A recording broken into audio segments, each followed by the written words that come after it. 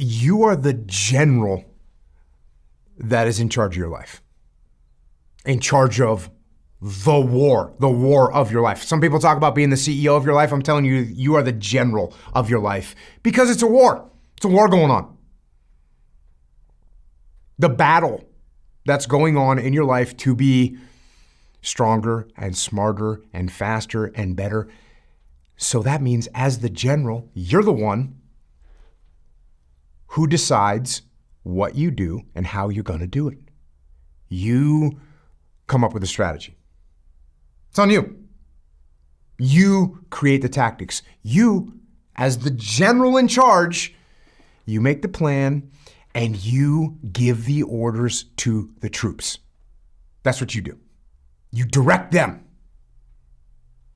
because you are the general. But you got to remember this. You are also the troops. You are also the troops.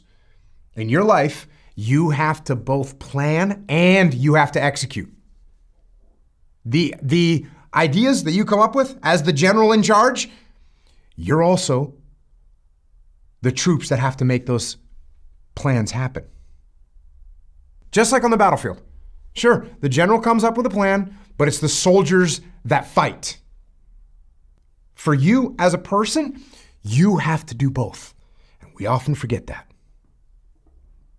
We often forget that. We don't remember that we actually have to execute the plan. A lot of people forget that. So I have a thing that I do that I find makes it easier to do this. If I separate those two elements in my head, right? I separate those two elements in my head. How do I do that? I write down things that need to happen. I write the orders to myself, task lists. That's the general in me. That's the general in me doing the writing. This is what we're going to do. Here's the plan. Here's what we got to make happen. And then the soldier receives the orders. The soldier sees them. The soldier reads them. And then the soldier executes. The soldier doesn't ask questions. The soldier doesn't complain. The soldier doesn't hesitate. The soldier executes. And you got to get that soldier part of your brain working. That's what the soldier's supposed to do. Execute.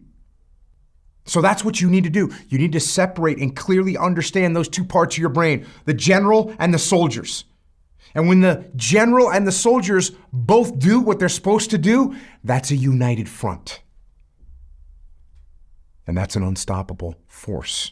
That's discipline up and down the chain of command.